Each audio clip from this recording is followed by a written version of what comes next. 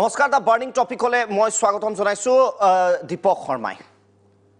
অসমৰ ইতিহাসৰ আটাইতকৈ দুৰ্ভাগ্যজনক ঘটনা বুলি ক'লেও ভুল নহব এজন মানুহৰ মৃত্যু হওক দুজনৰ হওক ঘটনা সদায় দুৰ্ভাগ্যজনকেই হয় কিন্তু 155 আৰু সংখ্যা বাঢ়ি আছে আৰু চৰকাৰী তথ্যয়া একেলগে এটা ঘটনাত মৰা হয়তো অসমৰ ইতিহাসত কাহানিও এনে ঘটনা ঘটনাই जितु সময়ত ৰাজ্যৰ প্ৰশাসন যন্ত্ৰৰ প্ৰাৰম্ভ কৰি উপায়ুক্তৰ কাৰ্যালয়ৰ প্ৰাৰম্ভ কৰি চিকিৎসা ব্যৱস্থা সকলো যুদ্ধকালীন নহয় যুদ্ধকালীনতকৈ অধিক তৎপৰতাৰে কাম কৰিব লাগিছিল সমগ্ৰ ঘটনা প্ৰবাহত যাতে আৰু অধিক মানুহৰ মৃত্যু নহয় ঠিক সেই সময়তে আমি বহু প্ৰশ্ন চিহ্ন উত্থাপন কৰিবলৈ বাধ্য হৈছো কেৱল হেয়াই নহয় বিধানসভাৰ মজিয়াটো এই বিষয়টোক লৈ আজি কংগ্ৰেছ দলে বিধানসভা ত্যাগ কৰিছে কিন্তু সামগ্ৰিক এটাই প্ৰশ্ন প্ৰায় 155 জনতকৈ অধিক মানুহ হেহতি আমাৰ খবৰ অনুসৰি প্ৰায় 170 জন মানুহৰ মৃত্যুৰ বাবে দায়ী কোন কোনোবা নহয় কোনোবা দায়ী হ'ব জবাবদিহি কোন এইটো এটা ডাঙৰ প্ৰশ্ন এই মুহূৰ্তৰ এই প্ৰশ্নকে উত্থাপন কৰিম আকৌ কৈছো প্ৰায় 170 জনৰ ওচৰে পাজৰে মানুহৰ মৃত্যু হৈছে সংখ্যা এতিয়াও নিশ্চিত হনা আৰু আগুৱাই গৈ আছে ইয়াৰ বাবে দায়ী কোন জবাবদিহি কোনে হ'ব আৰু ইমান ডাঙৰ বৃহৎ ট্ৰেজেডি তাৰ পিছত ৰাজ্য চৰকাৰৰ যেটো ভূমিকা প্ৰশাসনৰ যেটো ভূমিকা ট্ৰেজেডিটো ধৰি লোৱা হল হৈ গল কিন্তু তাৰ পিছৰ যেটো ফলো আপ কিমান গ্ৰহণযোগ্য হৈছে কিমান সক্ৰিয় হৈছে সেই সম্পৰ্কে আমি কথা পাতিম আৰু জবাবদিহি কৰিম অসমৰ ৰাইজে গোটেই বিষয়টো ভালকৈ জনাৰ যথেষ্ট প্ৰয়োজন আছে কেইবাগৰাকী অতিথি উপস্থিত আছে দা বাৰ্নিং টপিকত স্টুডিওত উপস্থিত আছে আমাৰ প্ৰাক্তন মন্ত্ৰী বাৰ্কি প্ৰসাদ তেলেঙ্গা ডাঙৰীয়া স্বাগতম জনাইছো তেলেঙ্গা ডাঙৰীয়া আৰু কংগ্ৰেছ দলৰ বিধায়ক ৰূপজ্যোতি কুৰ্মী ডাঙৰীয়া উপস্থিত আছে স্বাগতম জনাইছো কুৰ্মী ডাঙৰীয়া সমাজকৰ্মী মুবিনা আখতাৰ আৰু বিশেষকৈ চাহ বাগিচাৰ সেই ঘটনা সেই পৰিৱেশ সম্বন্ধে বিশেষভাৱে অধ্যয়ন আছে মুবিনা আখতাৰ বাইদেউৰ সেইভাৱে আমি বিশেষভাৱে মাতি আনিছো আলোক দত্ত ডাঙৰীয়া সাধাৰণ সম্পাদক অল আসাম IMFL ডিলাৰ্ছ এছ'চিয়েশ্যনৰ হৈ আহিব মন্ত্ৰী পৰিমল শুক্লবৈদ্যক আমি যোগাযোগ কৰিছিলো পুৱাৰ ভাগত আহিম বুলিও কৈছিলে কিন্তু শেখত স্বাস্থ্যজনিত কাৰণত তেখেতে আমাক জনালে যে স্বাস্থ্য খুব ভাল নহয় তেখেতৰ গতিকে তেওঁ আমাৰ এই টকশ্বত অংশগ্ৰহণ কৰিব নোৱাৰে কিন্তু তেখেতে কি মন্তব্য কৰিছিল চৰকাৰী পক্ষৰ কি মন্তব্য আছিল আমি আপোনালোকক দেখুৱাম বাইটসমূহ আমাৰ ওচৰত আছে প্ৰাগ নিউজৰ editor in chief Ajit Kumar Bhuyan ডাঙৰীয়া আগবঢ়াব এডিটৰ্ছ ভিউ পুনৰ কৈছো অসমৰ হিষ্ট্ৰীৰ অসমৰ ইতিহাসৰ আটাইতকৈ ডাঙৰ ট্ৰেজেডিৰ কথা পাতি আছো আমি সাধাৰণ ঘটনা নহয় প্ৰায় 70 জন লোকৰ মৃত্যু উৎপল বৰা ঘটনাস্থলীত উপস্থিত আছে সমগ্ৰ নিউজ কভাৰ কৰি আছে উৎপল বৰাৰ ওচৰ স্থানীয় লোক বিভিন্ন দল সংগঠন আছে আমি আৰম্ভ কৰিম প্ৰথমতে উৎপল বৰাৰ ওচৰ যদি এটা যাব বিচাৰো উৎপলৰ তাত আমি যোগাযোগ কিছু সময়ৰ বাবে অকনমান স্থগিত হৈছে আমি আহিম উৎপল বৰাৰ ওচৰলৈ আমি লম যে এক্স্যাক্টলি সেই ঘটনাস্থলত কি হৈছে প্ৰথম এতিয়া আমি যাব বিচাৰিছো মুবিনা আখতাৰ মই আপোনাৰ প্ৰায় যদি গোটেই বিষয়টো আৰম্ভ কৰো যে ইমান ডাঙৰ এটা ট্ৰেজেডি প্ৰায় 170 আপুনি যেটো ক'লে বা যেটা আপডেটেড হিসাব 170 জন মানুহৰ মৃত্যু হয়তো অসমত হোৱা বাবে হয়তো ইতালে একো হোৱা নাই যেনে অনুভৱ হৈছে আমাৰ যেটো প্ৰশাসনৰ তৎপৰতা মুবিনা আখতাৰ আৰু হয়তো দুই শতাধিকলৈ যাব পাৰে হেতু আশংকা কৰা হৈছে কিন্তু কথাটো হ'ল যে এই ঘটনাটো আজি হঠাৎ এনমাস পিপল ইমানখিনি একেলগে তেওঁলোকৰ প্ৰাণহানি হোৱা কাৰণে এটো এটা লাইমলাইটত আহিছে কিন্তু এই প্ৰক্ৰিয়াটো চলিয়ে আছে মানুহ মৰিয়ে আছে মই এটা আপোনাক সৰু এক্সাম্পল দিম আপোনাক মই কৈছিলোৱে যে মই বিশেষকৈ মই যিখন ঠাইৰ পৰা আহিছো গোলাঘাট টি ডিস্ট্ৰিক্ট এখন গতিকে মই সৰুৰ পৰাই দেখা পাইছো আপোনাৰ অঞ্চলটোৰ নামটো অকমান কৈ দিয়ক তেতিয়ালে জানাত সুবিধা হ'ব যে য'ত ঘটনাটো ঘটিছে হালমিৰা টি ষ্টেট মই তাতে হৈহব মোৰ কৈশোৰ তাতে পাৰ হৈছে গতিকে তাৰ যিখিনি মানুহ যিখিনি আপোনালোকৰ মানে টি বাগানৰ ভাষাত যিটো কয় ফালতু বুলি যিখিনি ৰেগুলাৰ এমপ্লয়ি নহয় তেওঁলোকে আহি পেলাই ওচৰতে গাঁও কৰি বৰচাপৰি বুলি এখন পাৰ্টিকুলাৰ ঠাই টুকুৰা আছে বৰচাপৰিত সেই মানুহখিনিয়ে বসতি কৰিছিল আৰু সেই সময়ত আপাৰ আসামত আপোনালোকে জানে আমাৰ মেক্সিমাম ৱৰ্ক ফ'ৰ্চটোৱে হৈছে বাগানৰ যি হল শ্ৰমিক তেওঁলোক গতিকে সৰুৰ পৰা মই যিবোৰ মানুহৰ লগত ডাঙৰ হৈছো মোৰ একে বয়সৰ মুটকে সৰু মুটকে ডাঙৰ প্ৰজন্মৰ পাছত প্ৰজন্ম মোৰ আগত শেষ হৈ গৈছে সন্মুখত আপুনি আচৰিত লাগে কথাটো ভাবিলে মই যদি নাম দিও মই এতিয়া আপোনালোকৰ সন্মুখত 30 জন মান মানুহৰ নাম কৈ দিব পাৰো যি এসময়ত হয়তো আমাৰ পৰিয়ালটোৰ সৈতে উত্তৰপুত্ৰ সম্পৰ্ক থকা প্ৰতিদিন প্ৰতিনিয়ত আমাৰ ঘৰত থকা মানুহ সেইবোৰ কিন্তু নাই কিয় একমাত্ৰ কাৰণ হৈছে চুলাই মদটো এনেভাৱে আগতে তৈয়াৰ কৰা এটা সময়ত দেৰগাঁৱত চেনিকল আছিল লালিগড়ৰ উজান আছিল সেই সময়ত আৰু চুলাই সেই সময়ত তেনেকৈ তৈয়াৰো হৈছিল আৰু সেই বাগানবিলাকত অতি সুলভ আছিল চুলাই তৈয়াৰ কৰাটো আমি নিজে দেখা কথাটো চিলাত যেনেকৈ মাঞ্জা দিবলৈ বিভিন্ন ধৰণৰ বস্তু দিয়া হয় চুলাই মদ তৈয়াৰ কৰোঁতে হাৱাই চেণ্ডেলৰ পৰা এভাৰেডি বেটাৰী খাৰ দিয়ালৈকে নিজ চকুৰে দেখিছোঁ গতিকে সেইবোৰ খাই এনেকুৱা আমাৰ বাগিচাৰ এই শ্ৰমিকসকলৰ লাইফ এক্সপেক্টেঞ্চি এতিয়াও যদি আমি কওঁ 40ৰ ওপৰত নহয় 35 বছৰতে তেওঁলোকৰ গাত বুঢ়া ওলাই যায় মানে তেওঁলোকক বাধ্যকৰ মানে দুৱাৰদলিত ৰোৱা নিচিনা লাগে গতিকে মই কৈছোঁ যে মোৰ নিজৰ প্ৰজন্মৰে বহুত নাইকিয়া হৈ গৈছে গতিকে এইটো এটা সাংঘাতিক ডাঙৰ ইছ্যু আচৰিত কথা যে আমাৰ ইমানবোৰ আজি সকলোৱে পলিটিক্স কৰি আছে কি এজিপি কি বিজেপি কি কংগ্ৰেছ সকলোৱে আজি কিমান সন্মুখত আমাৰ নাইকিয়া হৈ গৈছে মানুহ কিন্তু কোনেও অকল যেতিয়া ইলেকশ্যন আহে তেতিয়া ভোট বিচাৰি শ্ৰমিকৰ ভোটকেইটা কাউণ্ট হয় আদাৰৱাইজ সকলোৱে নীৰৱ ভূমিকা পালন কৰি আহিছে গতিকে মই এটা কাম কৰি আছিলোঁ বৰচাপৰি বেদনা বুলি বৰচাপৰি অঞ্চলটোৰ সেই যে মানে মোৰ সন্মুখত ইমানখিনি মানুহ নাইকিয়া হৈ গ'ল একমাত্ৰ এই চুলাই মদৰ কাৰণে আৰু মই তেওঁলোকৰ বাকীবোৰ কথা নকওঁয়ে একমাত্ৰ চুলাই মদৰ এইটো কি প্ৰশাসনবোৰ নিৰ্বিকাৰ কিয় আজি ইমানলৈকে একো ধৰণৰ এনেকুৱা ধৰণৰ কোনো হেৰি ল'ব নোৱাৰিলে হাতত মদটো নাইকিয়া কৰিব নোৱাৰিলে বাগানবোৰ যিবোৰ বাগান আছে তেওঁলোকৰ প্ৰশাসনবিলাক যিবিলাক মানে আমি যিবিলাক মেনেজমেণ্ট তেওঁলোকক যদি আমি তাৰ আগত আমি জবাবদিহি কৰিব নোৱাৰোঁ এইটো বহুত ডাঙৰ ভুল হ'ব ইয়াৰ সমান হেৰি আছে আৰু এটা কথা মই লগত কওঁ যে আমাৰ যিকোনো ধৰণৰ ৰাইটছ আপুনি যদি চাই মই ভাবো অসমত সৰ্বাধিক সংখ্যক ৰাইট ভায়োলেশ্যনৰ কেছ হয় চাহ বাগিচাসমূহত সি লাগিলে প্ৰকৃতিৰ ক্ষেত্ৰত হওক নতুনকৈ জন্মা বাচ্চাৰ ক্ষেত্ৰত হওক সি লাগিলে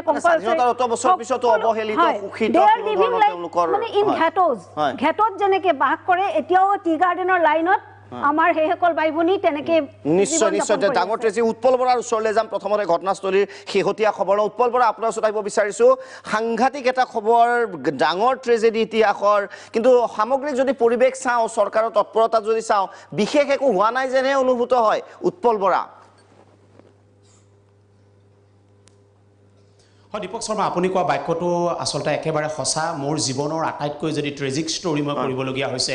বহু মৰা সময় দেখিছোঁ বিভিন্ন ধৰণৰ মই আচলতে মৃত্যু উপত্যকাৰ বাতৰি কৰিবলগীয়া হৈছে বিভিন্ন বাতৰি কৰিছোঁ কিন্তু জীৱনত একেলগে ইমান মৰাশ এনেকৈ মানুহ মৰা দৃশ্য ইমান ট্ৰেজিক বাতৰি মই কৰা নাই একেলগে 67টা 77টা এনেকৈ মৃতদেহ আমি চাই বাতৰি কৰিব লগা হৈছে আৰু এই বাতৰিৰ পিছত আপুনি যিটো কথা কৈছে যে একো হোৱা নাই সঁচাকৈ মোৰ তেনেকুৱা লাগে কাৰণ আহিছে কোনোবা ঢুকাইছে তাত পইচা এনাউন্স কৰিছে কোনোবাজন আহিছে সহানুভূতি দিছে বিচনাৰ ওচৰলৈ গৈ মাত দিছে কিন্তু এই চোতাল এখন মই দেখুৱাই লৈছোঁ দীপক শৰ্মা এই চোতালখন যে দেখিছে মোৰ সতীৰ্থ বিকিয়ে দেখুৱাইছে এই চোতালখনৰ দুটা ঘৰ এখন চোতালতে দুটা ঘৰ কিন্তু এই দুখন ঘৰৰ পৰা দুটা মৃতদেহ আজি দুটা দিনত খৰি দিবলগীয়া হৈছে এই দুখন চোতালত আৰু এমাহ ডিমা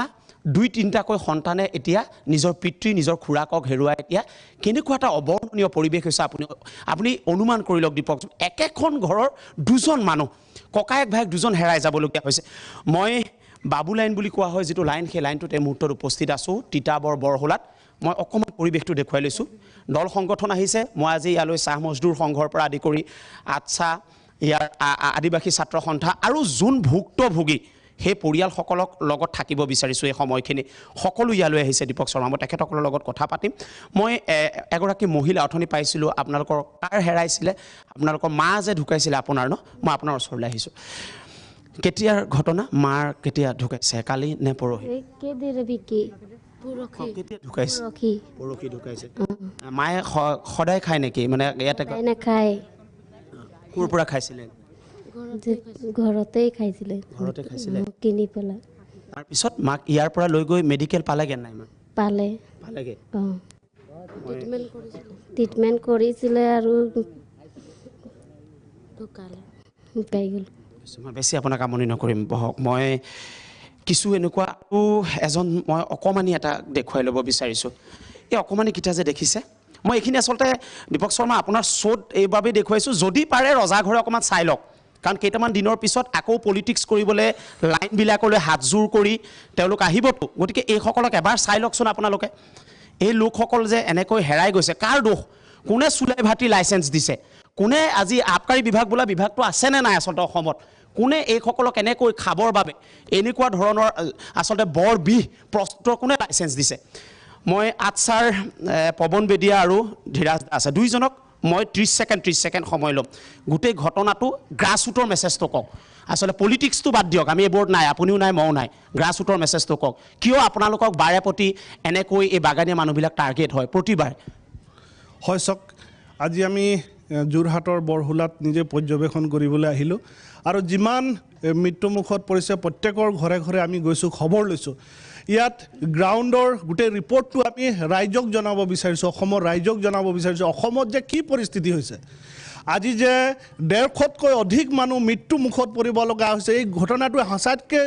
আটাইতকৈ দুৰ্ভাগ্যজনক ঘটনা অসম নিচিনা এখন ৰাজ্যত এনেকুৱা ঘটনা সংঘটিত হৈছে আৰু একমাত্ৰ চৰকাৰৰ ভুলৰ কাৰণে চৰকাৰৰ যিবিলাক বিভাগ আছে সেই বিভাগৰ ভুলৰ কাৰণে চৰকাৰৰ প্ৰশাসনৰ ভুলৰ কাৰণে এই ঘটনা সংঘটিত হৈছে এতিয়া যিটো আবকাৰী বিভাগ আছে সেই আবকাৰী বিভাগে তেওঁলোকৰ হাতত কোনো নিয়ন্ত্ৰণ নাই অসম চৰকাৰে আবকাৰী বিভাগৰ কোনো নিয়ন্ত্ৰণ কৰিব পৰা নাই আৰু আবকাৰী বিভাগৰ ছত্ৰছায়াত অসমত এই চাহ বাগিচা অঞ্চলত গাঁও অঞ্চলত এনেকৈ অবৈধ চুলাই মদৰ ঘাটিবিলাক প্ৰচলিত হৈ আছে এটা সাংঘাতিক ধৰণৰ এটা ব্যৱসায় চুলাইক লৈ এটা ব্যৱসায় চলি আছে এটা বৃহৎ ব্যৱসায় আৰু সেই ব্যৱসায়বিলাকৰ কাৰণে আজি অসমত এই চাহ জনগোষ্ঠীৰ 150তকৈ অধিক মানুহ মৃত্যুমুখত পৰিব লগা হৈছে এইফালৰ পৰা প্ৰতিবাদী এটা সমদল ওলাই আহিছে আমাৰ এই পোনপটীয়া সম্প্ৰচাৰ হৈ থাকোঁতে এয়া মদৰ বিপক্ষে এটা প্ৰতিবাদ তিতাবৰ বৰহুলাত বিভিন্ন মহিলা আগলৈ ওলাই আহিছে আমি দেখুৱাইছোঁ এয়া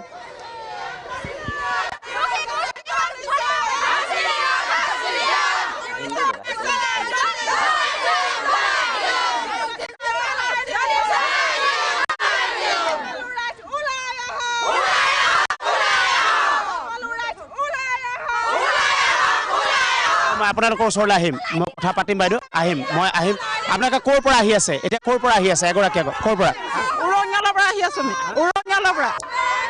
আমি উৰঙালৰ পৰা আহি আছোঁ উৰঙাল ক'ত ক'ৰবাত ধৰ্ণা উৰঙালতে আমি নহয় আমি থানালৈ গৈছিলোঁ ৰিজৰ্ট দিবৰ কাৰণে তেখেতলোকক আমাৰ মুখৰ আগত দোষীক আমাক দেখাব লাগিব দেখাক আমাৰ মুখৰ আগত ধৰিলোঁ বুলি গ্ৰেপ্তাৰ কৰিলোঁ বুলি মানুহক ধৰা নাই নেকি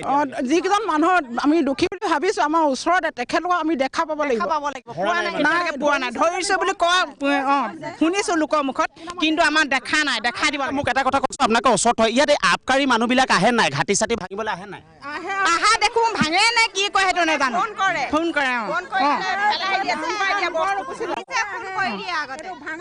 ভাঙা দেখা নাই এতিয়া ভঙা নাই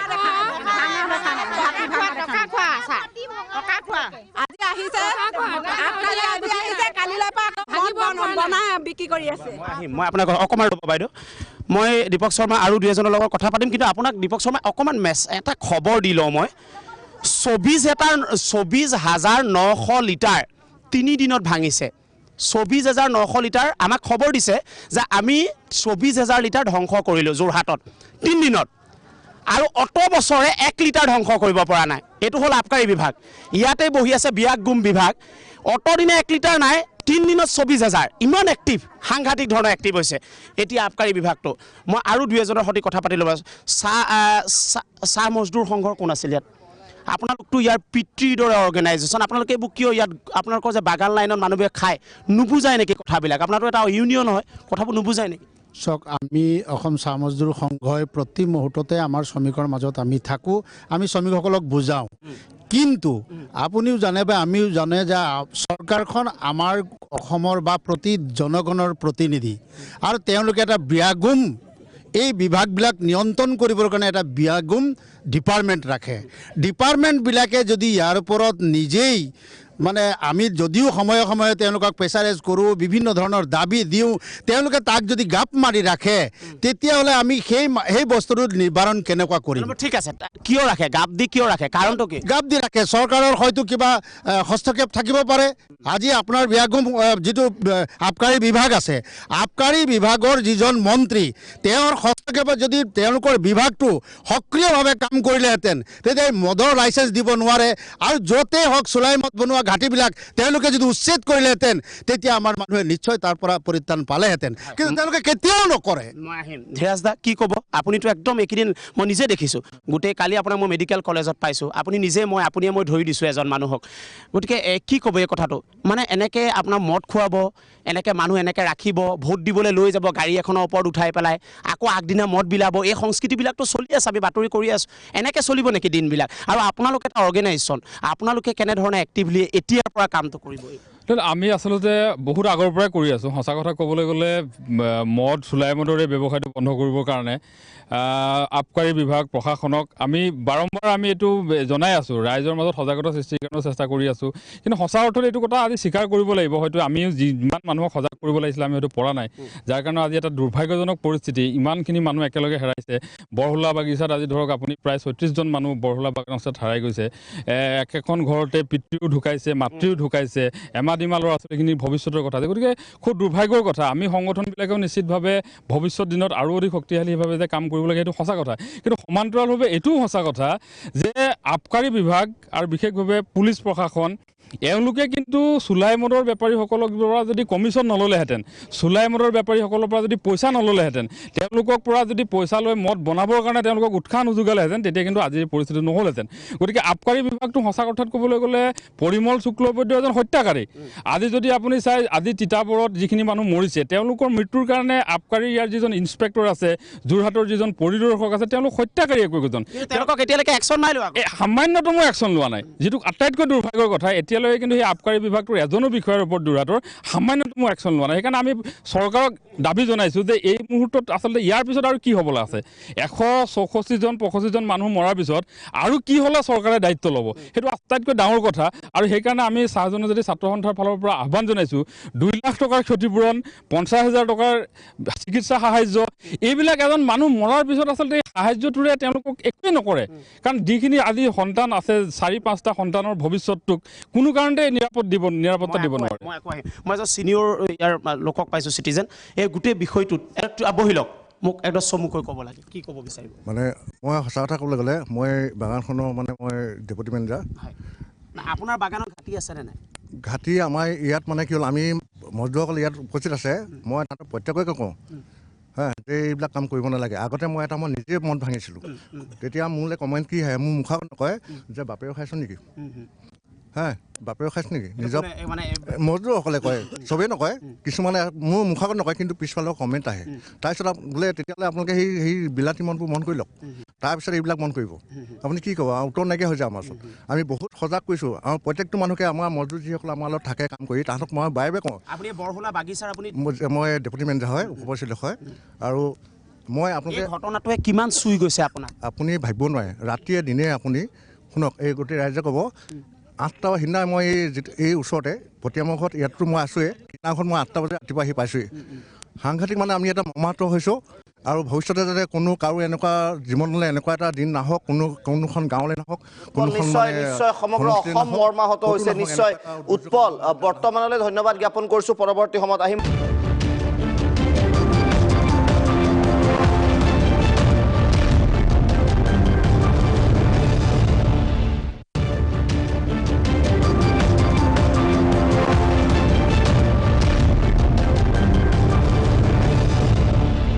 ৰূপজ্যোতি কুৰ্মীৰ আগত আচলতে কি সুধিম, মই নিজে আজি কি সুধিম কি নুসুধিম মই নিজে কনফিউজ। ইমান ডাঙৰ এটা ঘটনা, মই আকৌ কৈছোঁ যে মানুহৰ মৃত্যুৰ কোনো মূল্য নাই, সুলভ হৈ পৰিছে মৃত্যু। কি হৈ আছে ৰূপজ্যোতি কুৰ্মী ডাঙৰীয়া? চাওক, মই নিজে চাহ জনগোষ্ঠীৰ এই সমাজৰ এজন বিধায়ক হিচাপে মই নিজে লজ্জিত, আৰু দুখ কিমান পাইছোঁ সেয়া মই ইমান প্ৰকাশ চাগে বোধহয় কৰিব নোৱাৰিম। ঘটনাটো আৰম্ভ হৈছিলে 21 তাৰিখে। 21 তাৰিখে আমি খবৰ নাপাওঁ। 21 তাৰিখে সন্ধিয়া সময়ত হৈছে, আৰু 5মান বজাৰ পৰা আৰম্ভ হৈছে মৃত্যুৰ মৃত্যু হোৱাৰ আৰম্ভ হৈছে। আৰু আমি 22 তাৰিখে বিধানসভাত যেতিয়া গৈছোঁ ৰাতিপুৱা সময়ত, তেতিয়া আমি দেখা পাইছোঁ টিভিৰ পৰ্দাত যে 18জন মানুহৰ মৃত্যু হৈছে। লগে লগে ফোন কৰিছোঁ আমি শালমৰা চাহ বাগিচাৰ আমাৰ চিনাকি মানুহলৈ, কৈছে ছাৰ 18জন গ'ল, 15জনমান বাগানৰ কাষৰ নৰাজান যোগীবাৰী 3জনমান। সেই সময়ত লগে লগে 10:30 বজাত আমাৰ বিধানসভাৰ প্ৰশ্নোত্তৰকাল সমাপ্ত হোৱাৰ লগে লগে পইণ্ট অফ অৰ্ডাৰত অধ্যক্ষ মহোদয়ক এই বিষয়টো উপস্থাপন কৰি যে এনেকৈ ঘটনা হৈছে ইয়াৰ বিষয়ে আমি চৰকাৰ পক্ষৰ পৰা এটা বিবৃতি বিচাৰিছোঁ চৰকাৰে কিমান অৱগত কি কৰিব লৈছে এতিয়া ঘটনাটো কেনে পদক্ষেপ লৈছে অধ্যক্ষ মহোদয় যেতিয়া ক'লে মই এইটো গুৰুত্ব সহকাৰে লৈছোঁ মই মন্ত্ৰী চন্দ্ৰমোহন পাটোৱাৰী ডাঙৰীয়াক আপুনি কিবা ক'ব নেকি বোলে মই সোমবাৰে দিম শুকুৰবাৰে ক'লে সোমবাৰে আমি উত্তৰ দিম আমি ঘটনাটো সহজে ল'ব পৰা নাই বিধানসভা প্ৰায় 2মান বজাত শেষ হোৱালৈকে প্ৰায় 35জন মানুহ মৰিছে মানে প্ৰায় 4 ঘণ্টা 5 ঘণ্টাত 35জন মানুহৰ সংখ্যা বাঢ়ি গ'লগৈ এই ঘটনাটো আমি লগে লগে মই যোৰহাট মেডিকেল কলেজ গৈছোঁ যোৰহাট মেডিকেল কলেজ প্ৰায় 5টামান বজাত গৈ ৰাতি 10:30 বজাৰ পৰা 2টামান বজালৈকে আছোঁ প্ৰত্যেক মানুহকে সুধিছোঁ তাত মানে ৱেলফেয়াৰ অফিচাৰ তেলেঙা বুলি এজন আছিল তেওঁক লগ পাইছোঁ ডক্টৰ এজন আছিলে ফাৰ্মাচিষ্ট থাকে বোধহয় বিভিন্নজনৰ লগত পৰিয়াল যিসকল মৃত্যু হ'ল তেওঁলোকৰ আত্মীয় যিসকল এডমিট আছে তেওঁলোকক সুধি পেলাই ঘটনাটোৰ বিষয়ে জানিব পাৰিছোঁ যে ওচৰৰ পৰা মানে তেওঁলোকৰ চুলাই ভাতি নাই কিন্তু কাষৰ গাঁৱৰ যোগীবাৰী বুলি কয় তাই গাঁৱৰ পৰা চুলাই আহে আৰু তেওঁলোকে তাৰ পৰা চুলাই সেৱন কৰি পেলাই এইটো ঘটনা হৈছে সমগ্ৰ ঘটনাটোত আমি পিছলৈ গৈ আজি তাৰিখত 163 এই নাম্বাৰটো কম কৰিব পৰা গ'ল হয় নেকি ইনিচিয়েলি যদি প্ৰথম দিনা যদি পুৰা কাঢ়া ষ্টেপ লোৱা গ'ল স্বাভাৱিক সেই সময়ত আমি যেতিয়া উপস্থাপন কৰিছিলোঁ তেতিয়া যদি চৰকাৰী পক্ষই গুৰুত্ব সহকাৰে কিবা আপোনালোকে জানে নেকি কিবা পৰামৰ্শ আছে নেকি এই কথাবোৰ যদি কোৱাহেঁতেন নিশ্চয় হ'লহেঁতেন মই এইখিনিতে ক'ব বিচাৰিছোঁ খুবেই গুৰুত্বপূৰ্ণ বিষয় মই 2006 চনৰ পৰা বিধায়ক হৈ আছোঁ 2016 চনলৈকে অসমত বিভিন্ন ঘটনা ঘটিছে মই নুই কৰিব নোৱাৰিম কংগ্ৰেছ চৰকাৰ সময়তো ল এণ্ড অৰ্ডাৰ চিটুৱেশ্যন হওক আইন শৃংখলাৰ ক্ষেত্ৰতো আমি পূৰ্বৰ কংগ্ৰেছ চৰকাৰ সময়ত ক'ৰবাত আমাৰ কুটি থাকি গৈছিল সেইকাৰণে আপোনালোক আউট অফ হয় আমাৰ সেইকাৰণে চৰকাৰো আমাৰ আজি তাৰিখত নাই দুখ কৰিব লগা নাই ৰাইজে বিচাৰ কৰিছিল কিন্তু মদ খাই পেলাই মানুহ মৰা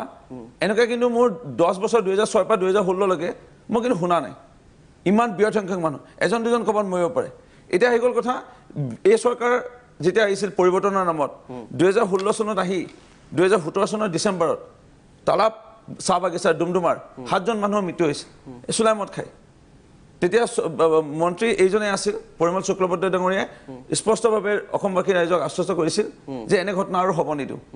তেওঁলোকে আইনো আনিম বুলি কৈছিল আইন অৱশ্যে আনিলে কিন্তু আইন কিমান ইমপ্লিমেণ্টেশ্যন মানিছে নে তাত সুৰুঙা ৰাখি পেলাই কমিশ্যনৰ ৰাজনীতি কৰি আছে বা কিবা কৰিছে নাজানো তালাপৰ এই ঘটনাটো ডিচেম্বৰ মাহৰ 17 চন এমাহৰ পিছত 18 চনৰ জানুৱাৰীত আপোনালোকৰ টিভিটো প্ৰকাশ পাইছিলে বাতৰি দয়াং চাহ বাগিচাৰ 29 জন মানুহ মৰিল তাৰ কেইদিনমানৰ পিছত উষা গৰঙা বুলি চাহ বাগিচাৰ গোলাঘাটৰে প্ৰায় 5জন মানুহ মৰিল তাৰ কেইদিনমানৰ পিছতে 18 চনৰে কেইদিনমানৰ পিছতে মেৰাপানীৰ প্ৰায় 8জন মানুহ মৰিল এই ঘটনাবোৰৰ পিছত অসম চাহ মজদুৰ সংঘ আটছা আছু যুৱ ছাত্ৰ পৰিষদ টাইম ছাত্ৰ বিভিন্ন দল সংগঠনে অসম চৰকাৰ মাননীয় মুখ্যমন্ত্ৰীক স্মাৰক পত্ৰ দিছিল যে চুলাই মদ বন্ধ কৰিব লাগে তাৰপিছত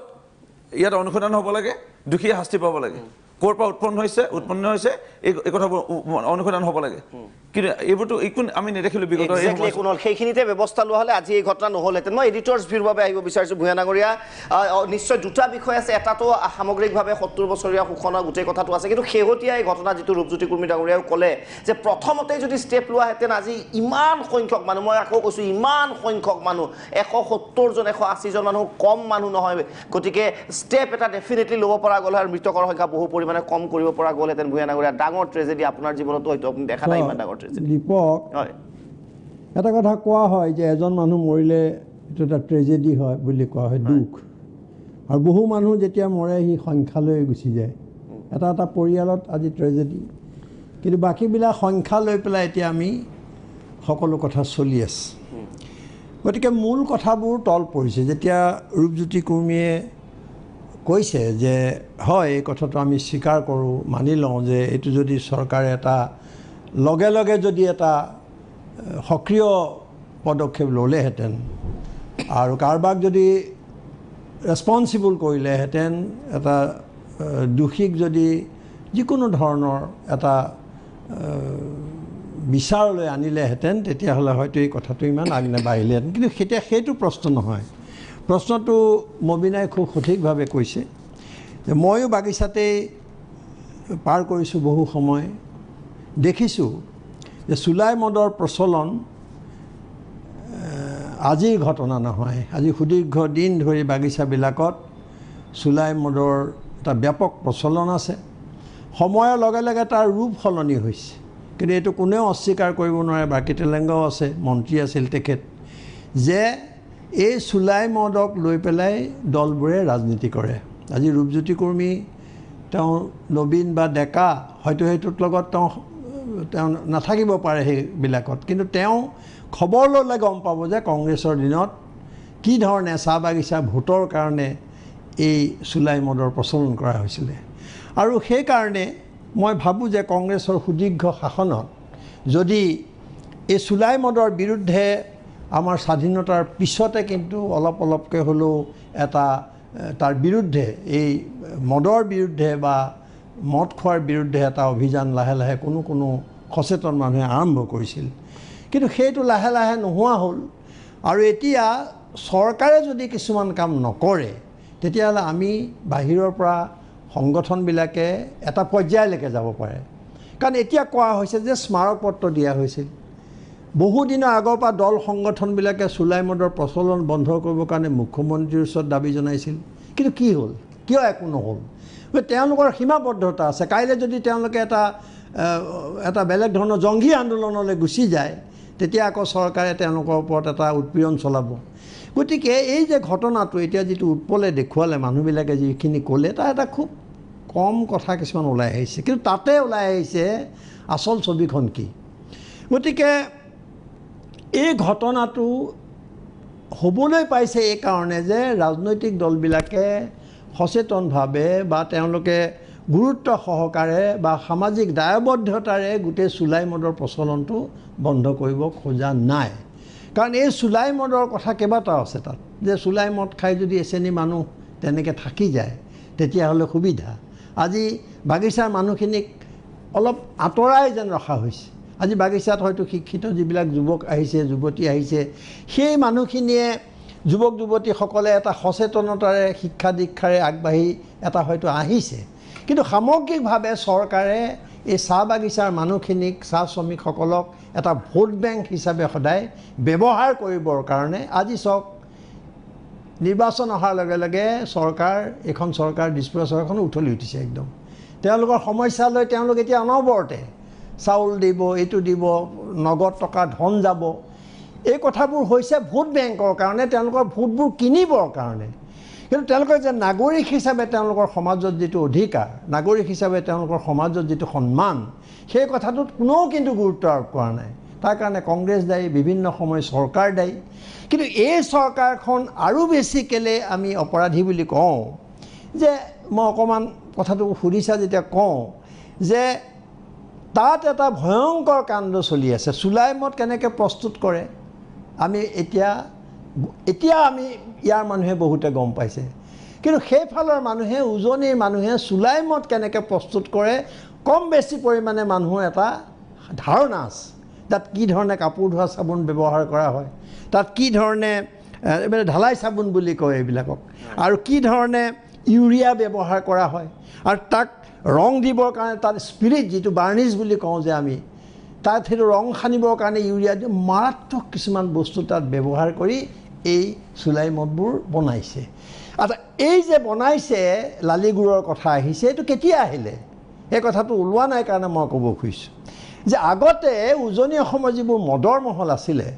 সেই মদৰ মহলবিলাক এটা বৰ ডাঙৰ ভূমিকা আছিলে মদৰ মহলবিলাকত। এইটো এটা ডাঙৰ কাৰবাৰ। তাত এই মদৰ মহলৰ লবিয়ে ইয়াত চৰকাৰৰো পতন ঘটাইছিলে, সেইটোলৈ মই বাৰু নেযাওঁ। গতিকে মদৰ মহলত এজন মন্ত্ৰীক মদৰ মহলৰ চকৰা বুলি কৈছিলেই, এজন অসমৰ কেবিনেট মন্ত্ৰী। গতিকে তাত কি হয়, এইটো বহুত টকাৰ লেনদেন হয়, সেইটো এটা বেলেগ দিশ। কিন্তু যিবিলাক মানুহে মদৰ মহল চলায় তাত তেওঁলোকৰ মদটো এটা ভাল মদে বুলি ক'ব লাগিব, কাৰণ তাত এটা দুই ধৰণৰ মদ আছিলে। আছাম এক্সাইজ বুলি কয়, আমাৰ তেখেত আহিছে আজি অতিথি, তেখেতে বেছি জানিব। তাত নীলা ৰঙৰ, ৰঙা ৰঙৰ বটল থাকে,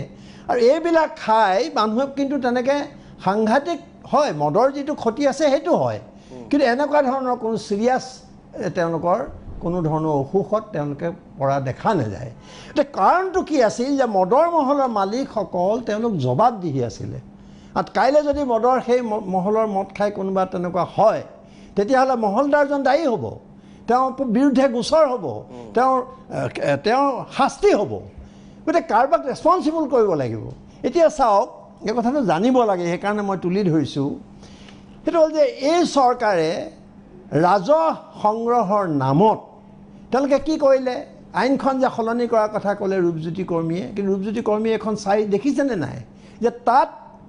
সেই মহলদাৰবিলাকৰ কথাটো উঠাই দিলে। উঠাই দি পেলাই কি কৰিলে, 750 ml যিটো দাম আছিল 30 টকা,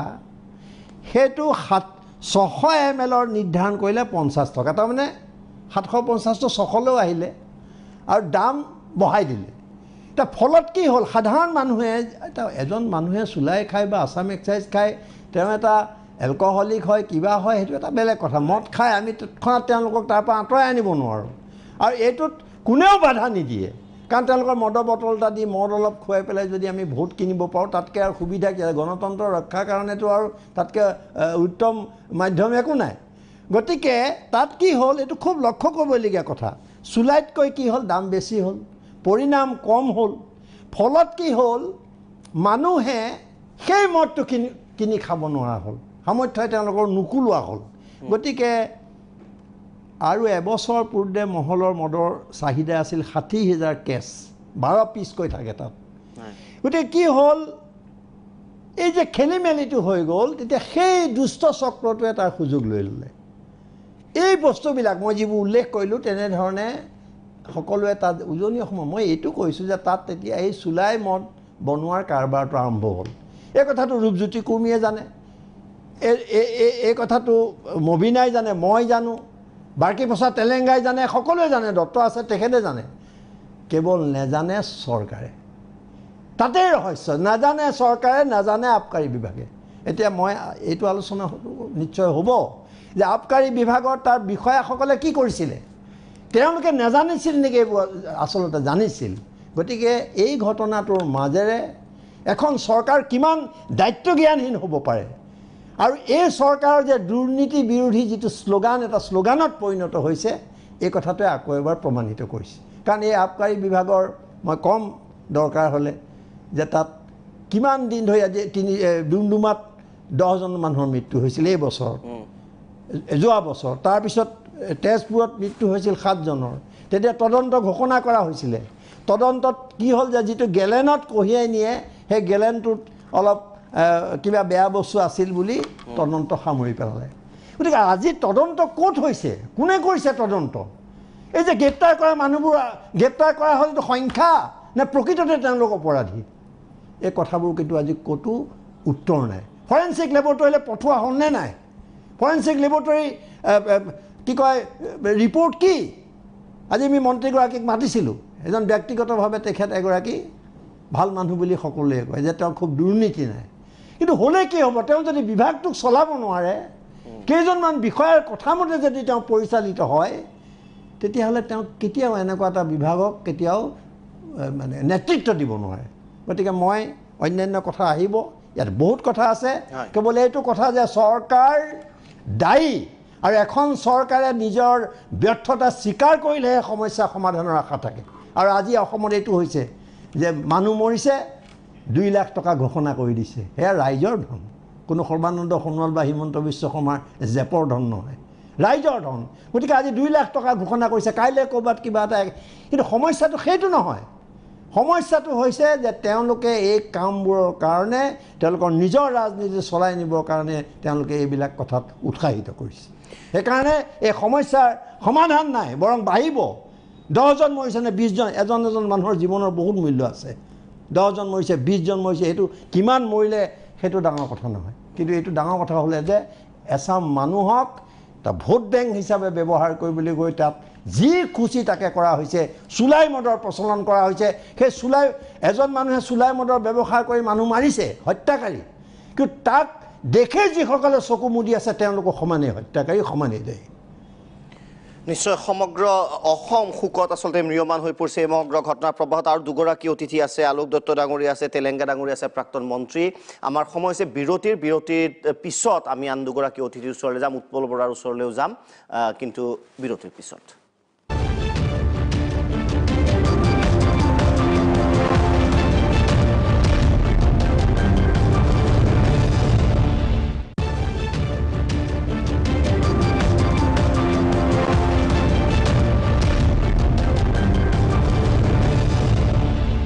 উভতি আহিছোঁ বিৰতিৰ পিছত। তেলেংগা ডাঙৰীয়া, আপোনাৰ ওচৰত আহিব বিচাৰিছোঁ, কি ক'ব এই মুহূৰ্তত এই ডাঙৰ ট্ৰেজেডি সম্পৰ্কে? আমি আজিৰ তাৰিখত ইয়াত বহি এই যে মৃতকসকলৰ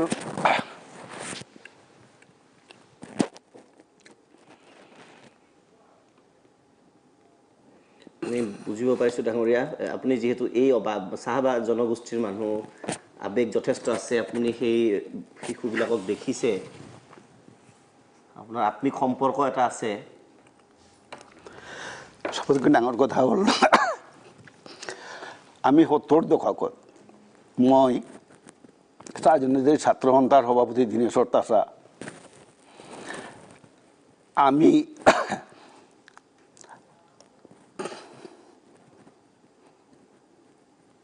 মদ নিবাৰণী কমিটিৰ অৰ্গেনাইজাৰ আছিলোঁ। আমি বাগানে বাগানে গৈছিলোঁ, মদ কিয় খাব নালাগে, মদ খালে কি হয়, এই কথাখিনি আমি মানুহক বুজাইছিলোঁ এইখিনি কথা। মদ আচলতে গুড়েৰে তৈয়াৰ হয়। এই মদ দুটা কাৰণত মানুহবোৰে খায়।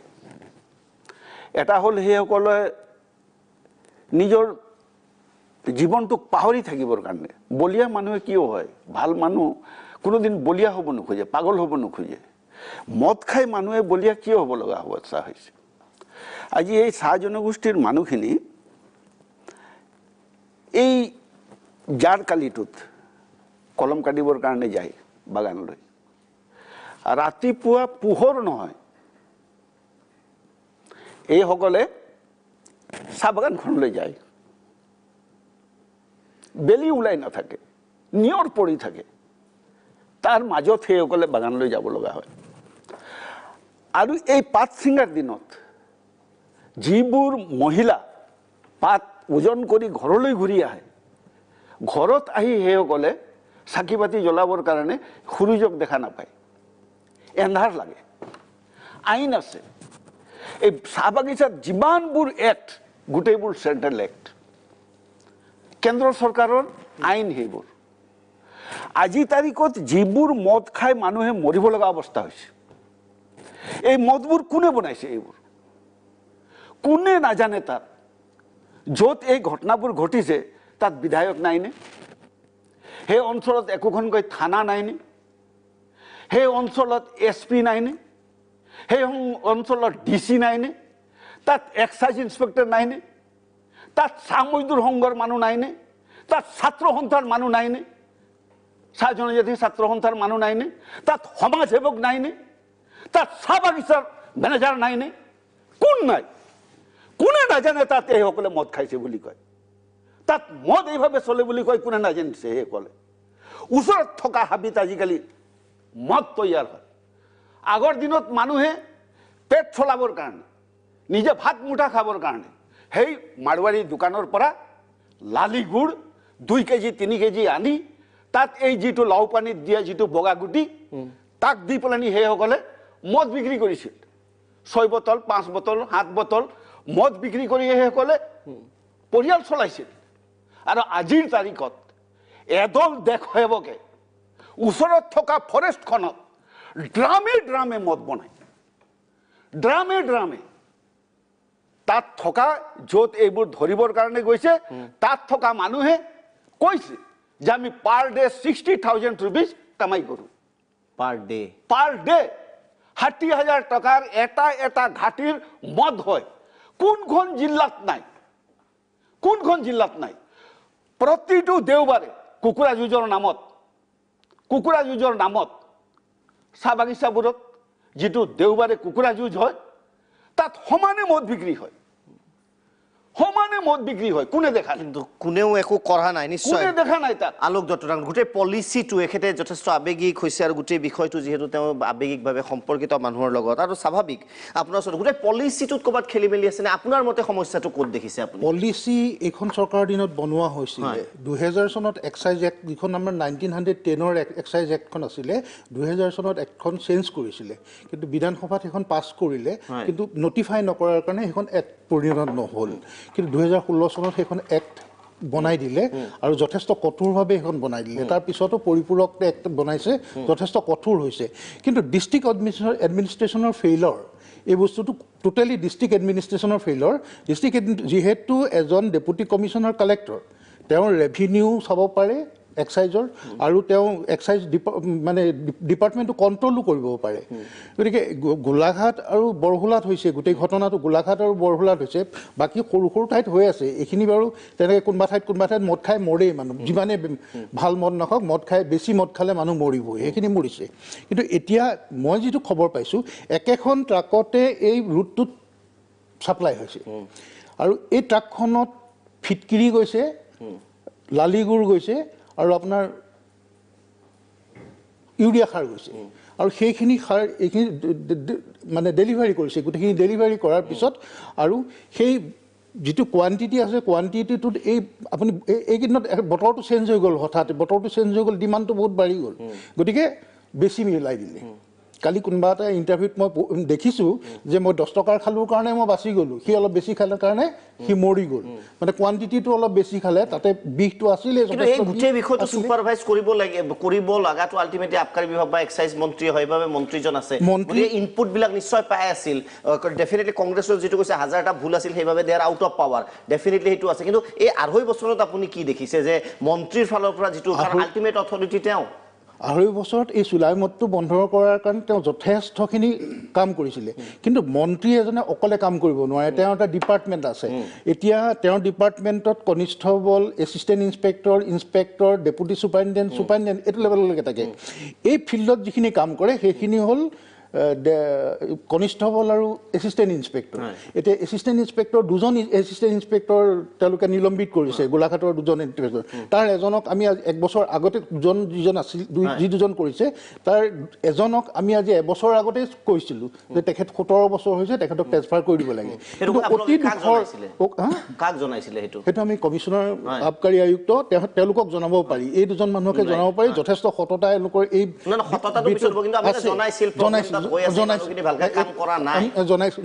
জনাইছিলোঁ কিন্তু ৰাজনৈতিক হস্তক্ষেপ আজি এজন বিষয়াই যদি কাম কৰিব খোজে ৰাজনৈতিক হস্তক্ষেপে বহুতখিনি দিগদাৰি কৰে গতিকে আজি এই ঘটনাটো নহ'লহেঁতেন সেই মানুহজনক যদি আজি 1 বছৰ আগতে নিলম্বিত কৰিলেহেঁতেন বা অন্য ঠাইলৈ পঠিয়াই দিলেহেঁতেন এই নহ'লহেঁতেন আৰু দুৰ্ভাগ্যজনকভাৱে তাত এজনো DSC নাই যিজন বৰাক ভেলীৰ পৰা এজন DSC আহিছিলে এই মানুহজনে ভয় খুৱাই তেওঁক খেদিলে বুলি মই আজি গম পাইছোঁ তাৰ পৰা গতিকে তলৰ লেভেলত যিখিনি তলৰ লেভেলত সেই ডিষ্ট্ৰিক্ট এডমিনিষ্ট্ৰেশ্যনে যিখিনি কৰিব লাগিছিলে কাৰণ সেই তাৰ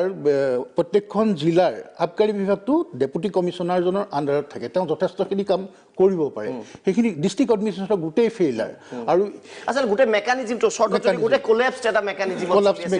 অতদিনে নিশ্চয় কৈছে ভূঞা ডাঙৰীয়াই যে মন্ত্ৰীগৰাকী সৎ মানুহ ব্যক্তিগতভাৱে এইটো ডিফাৰেণ্ট কিন্তু গোটেই চিষ্টেমটো কোলেপছ কৰিছিল সেইটো কিন্তু বিশেষ মন কাণ দিয়া হোৱা নাছিল সময় হৈছে বিৰতিৰ পিছত আমি উভতি আহিম পুনৰবাৰ কৈছোঁ উৎপল বৰাৰ ওচৰলৈ যাম আৰু কি তাত পৰিস্থিতিৰ সৃষ্টি হৈছে মই আকৌ কৈছোঁ যে আপুনিও জনাৰ দেখাৰ দৰকাৰ আছে তাৰ মাজতে বিকশিত অসম আমুক অসম তামুক অসমৰ শ্লোগান দিয়া হৈছে বিৰতিৰ পিছত উভতি আহিম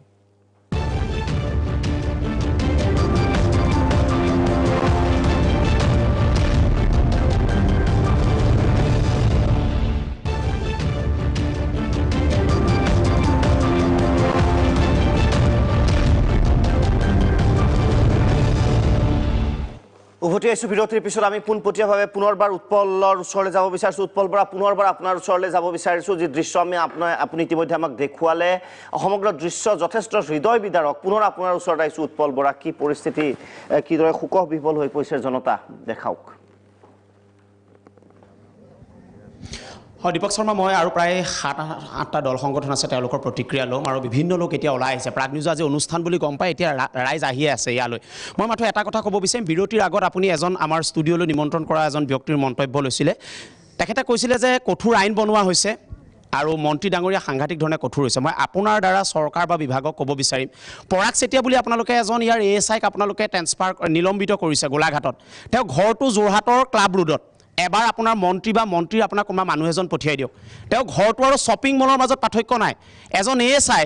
16 বছৰ একেখন চকীত বহি আছে, এদিন দেৰগাঁৱলৈ আহিছে, আগবেলা পিছবেলা গোলাঘাটলৈ গৈছে। এনেকৈ ইফালে সিফালে থাকি 16 বছৰ একেখন চকীত থাকিলে আৰু তেওঁ ঘৰটো এবাৰ চাই যাওক। আমি আজি ঘৰৰ ফুটেজ লৈছোঁ, আপুনি ঘৰ দেখিলে আপুনি আচৰিত হ'ব যে হয়তো কোনোবা মন্ত্ৰীও নাই চাগে। মন্ত্ৰীৰ ঘৰ হ'লেও ক'ব পাৰি যে কিবা কিবি কৈ মিলাইছে। এজন বিষয়া ASI পৰ্যায়ৰ যোৰহাটৰ ক্লাব ৰোডত ঘৰটো এবাৰ চাওকহি। 16 বছৰ কেনেকৈ থাকিবলৈ পালে আপোনাৰ বিভাগত? এতিয়ালৈকে 96 ঘণ্টাতকৈ বেছি পাৰ হৈ গ'ল। যোৰহাটৰ কেইজন বিষয়াক আপোনালোকে নিলম্বিত কৰিলে? 64জন মানুহৰ মৰাশ আমি প্ৰাগ নিউজৰ কেমেৰাত দেখুৱাব লগা হৈছে। ৰেছপনচিবল কোনে জবাবদিহি কৰিব এইসকলক লোকল? এইসকল বিষয়াই কাম নকৰাৰ বাবে আজি গলি তেনেকুৱা ধৰণে আচলতে আজি এই চুলাই মদৰ অবাধ বেহা হৈছে। এইসকল বিষয়াক আপোনালোকে কেতিয়া নিলম্বিত কৰিব, কেতিয়া পানিছমেণ্ট দিব? আইনখনত 5 বছৰ আপোনালোকৰ সশ্ৰম কাৰাদণ্ড বা 5 লাখ টকা জৰিমনা আছে। ইমপ্লিমেণ্ট হৈছে নাই গ্ৰাছৰুটত? ইয়াত চুলাই ঘাটি কেনেকৈ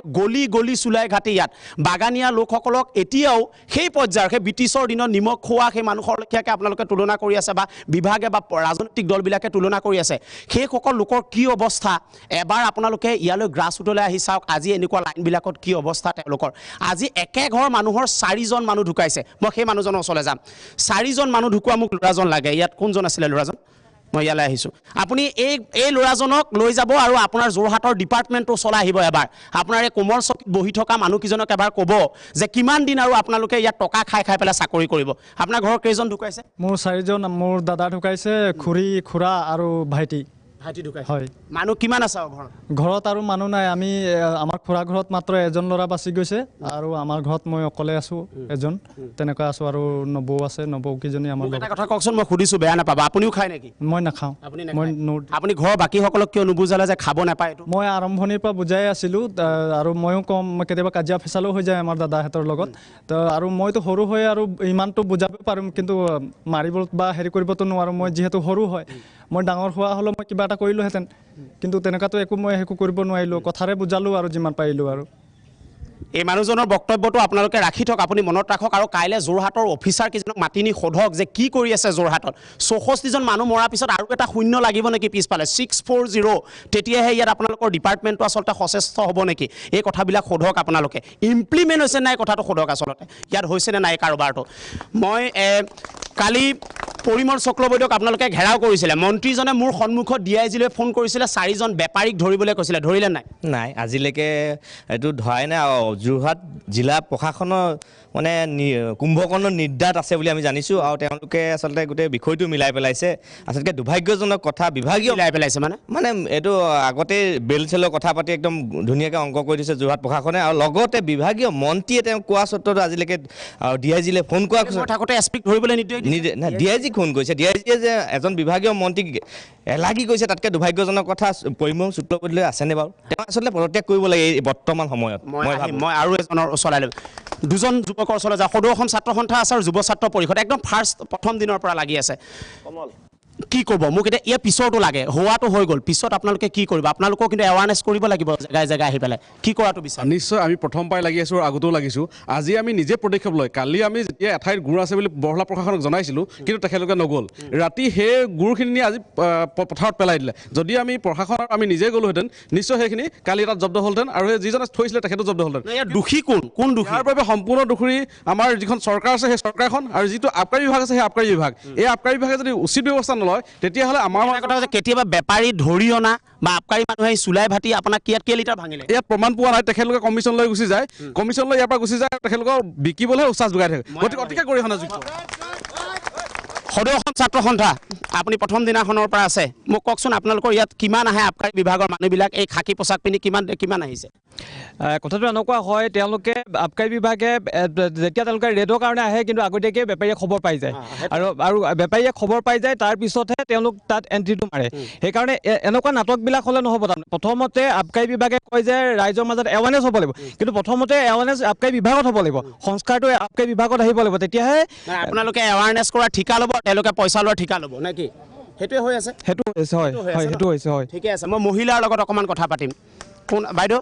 আপোনালোকে এইফালৰ পৰা আমাৰ যেতিয়া শ্ব' হৈ আছে আপোনালোকে এইফালৰ পৰা মুৰ্দাবাদ এনেকৈ গাই আহিছে এতিয়া আপোনালোকৰ অঞ্চলবিলাকত কিমান ঘাটি আছে এতিয়া আৰু আমাৰ অঞ্চলবোৰত চুকে কোণে বহুতো ঘাটি আছে কিন্তু আমাৰ ওচৰতে এটা বৰ ডাঙৰ ঘাটি আছিলে এতিয়া আমি ভাঙিলে নাই এতিয়া সেইটো ভাঙি দিলে এইটো কোন দিনা ভাঙিছে মোক কওকচোন কেইদিন হ'ল ভঙাটো আজি মানে প্ৰথম দিনাখনে সেইখিনি তেনেকৈ ভাঙি পেলোৱা নাই গাঁৱৰ ৰাইজে তেনেকৈ একো অনিষ্ট কৰা নাই কিন্তু তাত যিখিনি খৰি গোট খাই আছিলে সেই খৰিখিনি আনি পিনি আমাৰ মানে এই শৱবিলাক ডেড বডিবোৰ জ্বলাই দিয়া হৈছে সেইটো এটা কাম সেইফালৰ পৰা কৰিলে বাৰু এই ঘাটিটো ভাঙিলে নাই ঘাটিটো আমাৰ কোনেও ভঙাকৈ নাই এতিয়ালৈকে ভঙা নাই এইটো চলি থকা এটা ঘাটি এই মানুহ মৰাৰ পিছত ঘাটি চলি আছে মই কওক চেনেলৰ থ্ৰুৱেদি মই চৰকাৰক অনুৰোধ জনাবলৈ বিচাৰিছোঁ যে এই মদখিনি কিয় শেষ কৰিব নোৱাৰে যিখিনি মদে আমাৰ উঠি অহা যুৱ প্ৰজন্মক ইমান মৃত্যুমুখলৈ ইমান ধ্বংসপথলৈ পঠিয়াই দিছে আৰু ৰঙা বগা কি আছে আমাৰ অসমখন আমি মদমুক্ত অসম কৰিব নোৱাৰোঁ নেকি আপোনালোকে কওকচোন আমি একো নাজানো গোটেই বৰহোলা সমস্ত মহিলাসকলৰ হৈ আপোনালোকক প্ৰণাম কৰিছোঁ যাতে আপোনালোকে চৰকাৰ ঘৰত কওক দিয়ে আৰু আমাক এখন মদমুক্ত অসম লাগে কওক আপোনালোকে মদমুক্ত অসম লাগে আমাক এখন মদমুক্ত অসম লাগে আমাক এখন মদমুক্ত অসম লাগে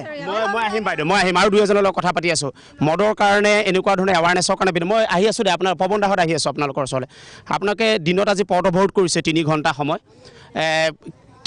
কি ক'ব বিচাৰিছে আমি দিনৰ পৰা যুদ্ধ কৰি আমি মদমুক্ত অসম দাবী সমিতিয়ে যোৱা 4 বছৰ দিনৰ পৰাই অসমত মদমুক্ত কৰিবৰ নিমিত্তে আন্দোলন চলাই আহিছোঁ অসম চৰকাৰক আমি বাৰে বাৰে অনুৰোধ জনাইছোঁ যে অসমক এখন বিহাৰৰ নিচিনাকৈ মদমুক্ত অসম কৰিব লাগে আৰু আমি বিশেষভাৱে লালিগুড়ৰ যিটো মূল কেঁচা মাল মদৰ লালিগুড় নিষিদ্ধ কৰিবৰ কাৰণে আমি বিৰামহীনভাৱে আমি আন্দোলন কৰি আছোঁ কিন্তু অসম চৰকাৰ হৈছে এখন বিজেপি নেতৃত্বাধীন যিখন চৰকাৰ এইখন চৰকাৰ হৈছে কোনো ৰাইজৰ কথা নুশুনে আচলতে এইখন চৰকাৰ ৰাইজৰ কথা নুশুনে কংগ্ৰেছে শুনিছিল নেকি বিজেপিয়ে নাই শুনে আমি কংগ্ৰেছৰ দিনত আমি বিভিন্ন সময়ত আমি লালিগুড় বন্ধ কৰিবৰ কাৰণে তেওঁলোকে 144 মাজে মাজে দিছিলে কিন্তু এখন চৰকাৰ আমি বহুত আন্দোলন কৰাৰ পিছতহে আমাৰ যোৰহাট জিলা প্ৰশাসন আৰু গোলাঘাট জিলা প্ৰশাসনত আমি আলোচনাত বহিছিলোঁ তেওঁলোকে 144 দিছে যদিও মাজে মাজে তেওঁলোকে লালিগুড়টো আকৌ মানে হেৰিকৈ উলিয়াই দিয়ে তেওঁলোকে আৰু দুই এজন আছে মই অকণমান কথা পাতি ল'ব বিচাৰিম মই আহিম বিৰতিৰ এটা সময় হৈছে সৰু উৎপল মই আহিম আপোনাৰ ওচৰলৈ যথেষ্ট কাৰণ আমি ষ্টুডিঅ'ত বহি কথা পাতি আছোঁ কিন্তু তেওঁলোকে তাৰ পৰা কি অনুভৱ কৰিছে সেই সম্পৰ্কে আমি জানি আছোঁ বিৰতিৰ সময় হৈছে আকৌ উৎপলৰ ওচৰলৈ যাম বিৰতিৰ পিছত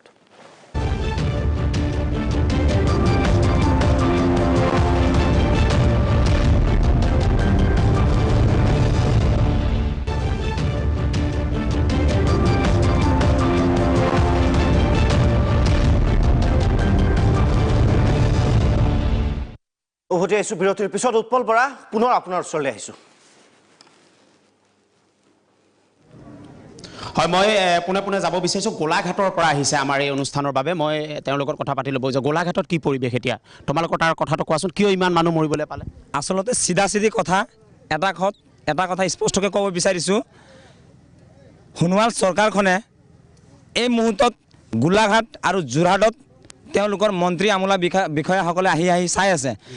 মৃত্যুৰ উপত্যকাত পৰিণত হৈছে গোলাঘাট আৰু যোৰহাট বিষাক্ত সুৰামত খাই এই মুহূৰ্তত চিধা কথা আমাৰ চাহ জনগোষ্ঠীৰ শ্ৰম মন্ত্ৰী পল্লৱ লোচন দাস ডাঙৰীয়ালৈ আমি হকে দিব বিচাৰিছোঁ যি সময়ত মৃত্যুৰ উপত্যকালৈ পৰিণত হৈছে গোলাঘাট আৰু যোৰহাট তেখেতসকলে ডিব্ৰুগড়ত কাটাচনা নামৰ সাংস্কৃতিক অনুষ্ঠান পাতি তেওঁলোকে ডিস্কো নাচি আছে তাত ধন পুৰস্কাৰৰ মেলাৰ দৰে 2500 টকা দি 2000 টকা দি 5000 টকা দি তেওঁলোকে চাহ শ্ৰমিকৰ ওপৰত হেতালি খেলা বন্ধ কৰক 1 নম্বৰ কথা 2 নম্বৰ কথা নিহতসকললৈ এই 2 লাখ টকা আহতসকললৈ 50,000 টকা চিকিৎসাৰ বাবে দি এই ধন পুৰস্কাৰ এই পইচা পাতিৰ লেনদেন তেওঁলোকে বন্ধ কৰক স্পষ্ট কথা যদি তেওঁলোকে চৰকাৰ যদি তেওঁলোকে বিচাৰিছে চিধা কথা অসমক ড্ৰাই ষ্টেট ঘোষণা কৰক তাৰপিছত আমি কম একজেক্টলি ৰাইট গুৰুত্বপূৰ্ণ এজন যুৱকে কৈছে চাহজনে খুব গুৰুত্বপূৰ্ণ কথা কৈছে 2 এটকাত চাউল দি পেলাই এতিয়া আপুনি এনেধৰণে মানুহ মাৰি আচলতে লাভ নাই এটকীয়া চাউলৰ কথা কৈ মই আপোনাৰ ওচৰত আহিছোঁ আপুনি আদিবাসী ছাত্ৰ সন্থা একদম কি কৰিব লাগে আৰু আপোনালোকৰ কিন্তু দায়িত্ব আছে এতিয়া এনেকৈ মানুহ মৰিছে আপোনালোকৰ সাংঘাতিক এৱাৰনেছ কৰিব লাগিব আপোনালোকে স্মাৰক পত্ৰ দিছে সেয়া কাম নকৰে আমি গম পাইছোঁ কিয় নকৰে আপোনালোকে কি কৰিব এতিয়া আদিবাসী ছাত্ৰ সন্থাই দীৰ্ঘদিন ধৰি প্ৰশাসনক চৰকাৰক আমি স্মাৰক পত্ৰ দিছোঁ তথাপি তেওঁলোকে আমাৰ জনগোষ্ঠীলৈ হিতালি খেলিছে আজি দেখিছোঁ আমি বাৰম্বাৰ যে ইমানখিনি মানুহ মৰা পিছতো ৰুলিং চৰকাৰ হৈ পেলাই আমাৰ এই বৰলা অঞ্চলত এজনো বিষয়ববীয়া অহা নাই ৰুলিং চৰকাৰ মানুহ এজনো বিষয়ববীয়া অহা নাই তেওঁলোকে চিৰিফ ভোটৰ সময়ত তেওঁলোকে মত বিলাব আহিব আৰু ভোট বিচাৰিব আহিব আমাৰ জনগোষ্ঠীটোক আমাৰ চাহ শ্ৰমিক হওক অকল তেওঁলোকে চৰকাৰ যিকোনো ৰাজনৈতিক দল হওক তেওঁলোকে অকল ভোট বেংকৰ কাৰণে ব্যৱহাৰ কৰে গতিকে আমি স্পষ্টভাৱে হকিয়াই দিছোঁ তেওঁলোকে ভোট বেংক হিচাপে ব্যৱহাৰ কৰে বন্ধ কৰক আমাৰ জনসাধাৰণৰ কাৰণে শ্ৰমিকৰ কাৰণে স্পষ্টভাৱে যি ঘটনা ঘটিলে যি মানুহ মৰিছে উচ্চ তদন্ত আমি ইনকুৱাৰী বিচাৰিছোঁ আপোনালোকে ভোট বেংক হিচাপে যে ব্যৱহাৰ কৰে কেলে কৰিবলৈ দিয়ে আপোনালোকে পঢ়া শুনা কৰিছে আমি বিভিন্ন ধৰণৰ জনাই আছোঁ আমি চৰকাৰক জনাইছোঁ ভোট বেংক হিচাপে ব্যৱহাৰ কৰিব নালাগে এই চাহ শ্ৰমিকসকল আদিবাসীসকলৰ কাৰণে কাম কৰিবলৈ তথাপি তেওঁলোকে নামানে আমাৰ কথা অমান্য কৰে আৰু তেওঁলোকে ইলেকশ্যনৰ সময়ত নিজেই মত বিলায় এইটো কথা লাগে মোক সেই কথাটো লাগে আপোনালোকৰ ৰাজনীতি মানুহে মত বিলায় না আমি নিজে বাতৰি কৰিছোঁ আপুনি কি ক'ব বিচাৰিব না প্ৰথম কথা হ'ল বৰহোলা অঞ্চলটোত যিটো আপোনাৰ পলৰ সৃষ্টি হৈছে আচলতে যিটো আপোনাৰ অবৈধ যিটো চুলাই মদ সেৱন কৰি প্ৰথম আমাৰ বৰহোলা আৰক্ষী বিষয়াজনে নিষ্ঠা সহকাৰে তেখেতে অভিযান চলাইছিলে কিন্তু এটা ওপৰ মহলৰ লগত তেখেতলোকৰ যিটো সম্পৰ্ক আছে আবকাৰী বিভাগৰ শীৰ্ষ মহলৰ লগত আপোনাৰ লালিগু ব্যৱসায়ী আৰু চুলাই মদ ঘাটিৰ ব্যৱসায়ীৰ লগত যিটো সম্পৰ্ক এই সম্পৰ্কতে কিন্তু এই বস্তুটো এটা খুব সুন্দৰ হেৰিত নিব পৰা নাই মানে সমাধানৰ পথত নিব পৰা নাই এইটো ৰেকেটে চলি থাকিব নে এইটো বন্ধ হ'ব এইটো আমি যি ছিষ্টেম হৈছে আমি আৰক্ষীসকলে যিসকলে নিষ্ঠা সহকাৰে কাম কৰিছে তেখেতলোকৰ লগত আমি সহযোগিতা আগবঢ়াই আমি বৃহত্তৰ অসমীয়া যুৱ মঞ্চই আমাৰ আৰক্ষী প্ৰশাসনৰ লগত আমি যোগাযোগ কৰিছোঁ যে আহি থকা দিনবিলাকত আমাৰ মহিলা সমাজো আগবাঢ়ি আহিছে ইমানখিনি মানুহ মৰিলে আকৌ এতিয়া ইমানখিনি মৰা মানুহখিনিৰ কাৰণে আমি কৈছোঁ যে এই বস্তুটো গোটেই ছিষ্টেমটো সলনি হোৱা নাই চৰকাৰ সলনি হৈছে ছিষ্টেম সলনি হোৱা নাই পৱন দাৰ ওচৰলৈ আহিব লাগিব পৱন দা মই আহি আছোঁ মই আপোনাৰ পৰা জানিব এইটো চমুকৰ প্ৰতিক্ৰিয়া চিধা কথা আবকাৰী বিভাগ আৰু পুলিচ প্ৰশাসনৰ গাফিলতিৰ কাৰণে আজি ইমান মানুহ বৰহোলা গোলাঘাটত মৰিবলগীয়া হৈছে মানে এনেকুৱা হৈছে এতিয়া ৰাজনৈতিক সংগঠনত যেনেকুৱা লবি থাকে এতিয়া আবকাৰী বিভাগ পুলিচতো লবি হৈছে এটা লবিয়ে গৈ পেলানি কৈ আহে মদ বন্ধ কৰক এটা লবিয়ে পিছদিনাখন গৈ কৈ আহে আপোনালোকে মদ বিকি থাকক আমাক পইচা দি থাকিব আপোনালোকে মদ বিকি থাকিব এইটোৱে হৈ আছে পৱন দা আপোনালোক চাহ জনগোষ্ঠীৰ আটাইতকৈ শক্তিশালী এটা সংগঠন এতিয়া কি কৰিব আপোনালোকে কিন্তু ইলেকশ্যন অহা সময়ত আপোনালোকৰ ওচৰলৈ মন্ত্ৰী মুদাগৰ আহে আপোনালোকৰ সহায় সহযোগ লয় গতিকে আপোনালোকে কি কৰিব এতিয়া এই কাৰবাৰটো কেনেকৈ চলি থাকিব এনেকৈ চলি থাকিব দিব নে কি ইমানখিনি মানুহ মৰাৰ পিছত চাওক বৈধ আৰু অবৈধ বৈধ সুৰাটো অসম চৰকাৰে প্ৰচলন কৰিলে অসম চৰকাৰে যেতিয়া দেশীয় মদটো বিক্ৰী কৰিবৰ কাৰণে অনুজ্ঞাপত্ৰ দিলে অসম ছাত্ৰ সন্থাই আমি তীব্ৰ বিৰোধিতা কৰিছিলোঁ আৰু যেতিয়াৰ পৰা অসম চৰকাৰে এই বৈধতা প্ৰদান কৰিলে আৰু তেতিয়াৰ পৰা অবৈধ সুৰাৰ প্ৰচলনটো বৃদ্ধি হ'ল এতিয়া গাঁৱে ভূঞে চহৰে নগৰে সাংঘাতিক ধৰণৰ অবৈধ সুৰাটো বৃদ্ধি পালে আৰু এইটো সময়ত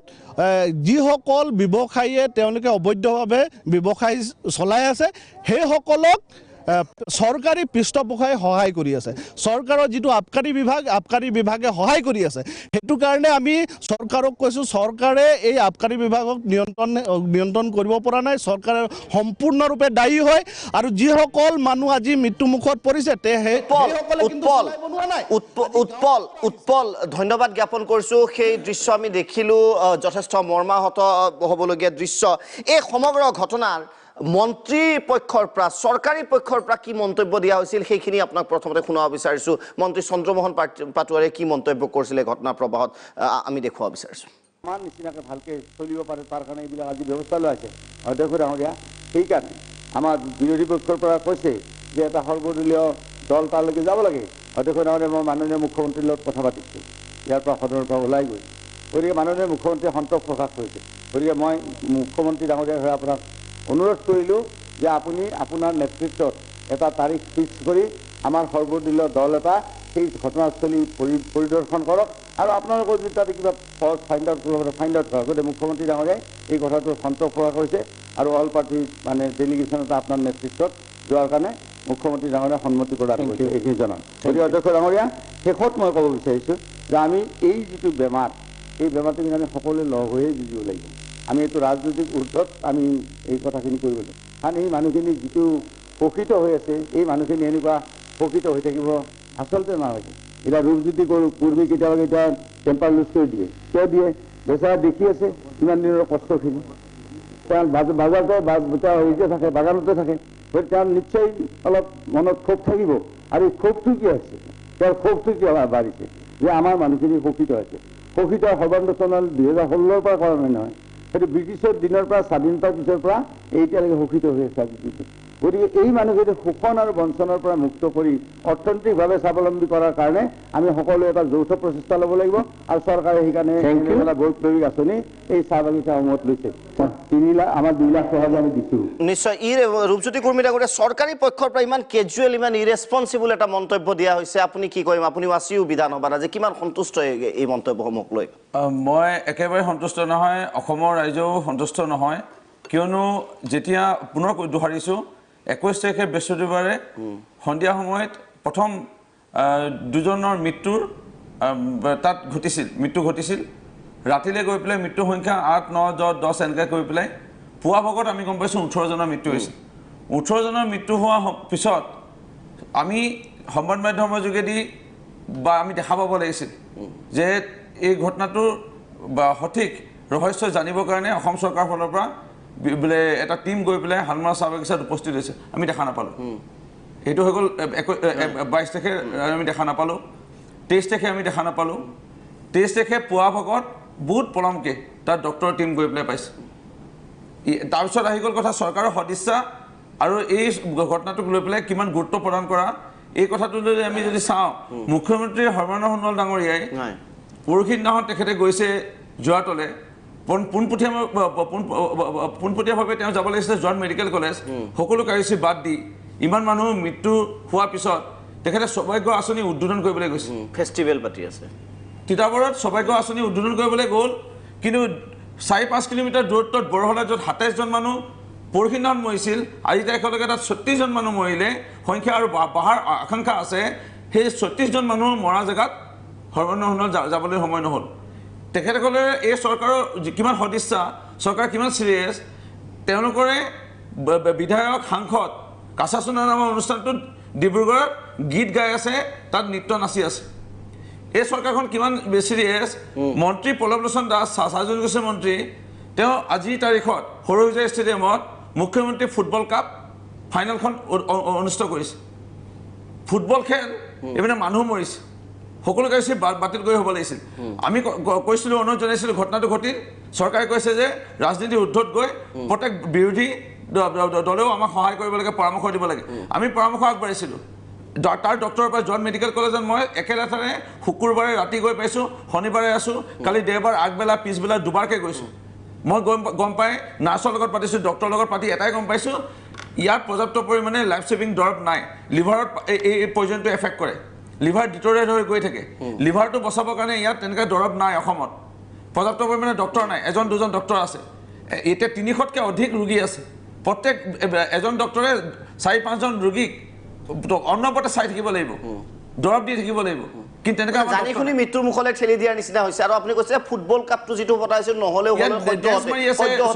উদ্বোধন কৰিছে আৰু আমি অনুৰোধ জনাইছিলোঁ প্ৰয়োজন হ'লে এতিয়া ৰাজহ আহিছে চৰকাৰে ফিটাহি মাৰি আছে ৰাজহ আহিছে সেই ৰাজহৰ টকাৰ পৰাই চাহ বাগিচাৰ ৰাইজক ভোট পাবৰ কাৰণে মোবাইল দিছে বিনামূল্যে চাউল দিছে বিনামূল্যে চাউল মোবাইল চাহ বাগিচাৰ ৰাইজৰ প্ৰয়োজনীয়তা নাছিল প্ৰয়োজনীয়তা আছিল ৰাইজৰ এই বিভাগবোৰৰ যোগেদি সজাগতা শিক্ষা বিভাগৰ সজাগতা ছ'চিয়েল ৱেলফেয়াৰ ডিপাৰ্টমেণ্টৰ সমাজ কল্যাণ বিভাগৰ যোগেদি সজাগতা আবকাৰী বিভাগৰ সজাগতা আমাৰ চৰকাৰৰ দিনত বেছি আছিল বুলি নকওঁ কম বেছি পৰিমাণে আছিল চাহ বাগিচাৰ শ্ৰমিকৰ দৰমহাটো বৃদ্ধি হ'ব লাগিছিল পঞ্চায়তৰ MGNREGA কৰ্মসূচী অলপ বঢ়াব লাগিছিল এমটি মাইণ্ড দিছে আইডেল মাইণ্ড এই মানুহবোৰ যিমান মদ খাই চলাই মদ খাই মৰিছে বেছি সংখ্যক মানুহ মই 1 মিনিট ল'ব বিচাৰিছোঁ আধা মিনিট বেছি মানুহে তেওঁলোকৰ কৰ্ম দৈনিক দিন কৰ্ম নাই নিশ্চয় অনুষ্ঠান আমি প্ৰায় শেষৰ ফালে আহিছোঁ নিশ্চয় কৈছে আপুনি স্মাৰ্টফোন আৰু এয়া আমি আটাইৰে শেষ মন্তব্য ল'ম তাৰপিছত এডিটৰ্ছ ভিউলৈ যাম তেলেংগানা খুব চমুকৈ কি ক'ব এই যি ঘটনা ঘটি গ'ল এইটো ইয়াতে ইয়াৰ মুক্ত হ'ব লাগে ইয়াতকৈ ইয়াতে আৰু মৃত্যুৰ সংখ্যা নাবাঢ়ে তাৰ কাৰণে চৰকাৰে এই মুহূৰ্তত তাৎক্ষণিকভাৱে ব্যৱস্থা ল'ব। আজি ইয়াত এতিয়া সকলোবোৰ ৰাজনৈতিক দল এইসকলে চাহ বাগিচাত সোমাবৰ কাৰণে এটা চান্স পাইছে এইটো লৈ পেলাই এইটো নকৰি তেখেতলোকে ডিপাৰ্টমেণ্টবোৰক তেখেতলোকে এক্টিভ কৰক ডিপাৰ্টমেণ্টবোৰক এক্টিভ কৰক আৰু এই মদ যিটো হ'ল তাৰ মূল যিটো কাৰণ আছে কেলে মৰিব লগা হ'ল মদ ক'ত বিক্ৰী নহয় গণেশগুৰিত মদ বিক্ৰী হয় গুৱাহাটীত বেলতলাত মদ বিক্ৰী হয় এই চানমাৰীত মদ বিক্ৰী হয় চুলাই মদ বিক্ৰী হয় এই উজান বজাৰত চুলাই মদ বিক্ৰী হয় ক'ত নহয় আমাৰ এই কেপিটেল চিটিত বিক্ৰী হয়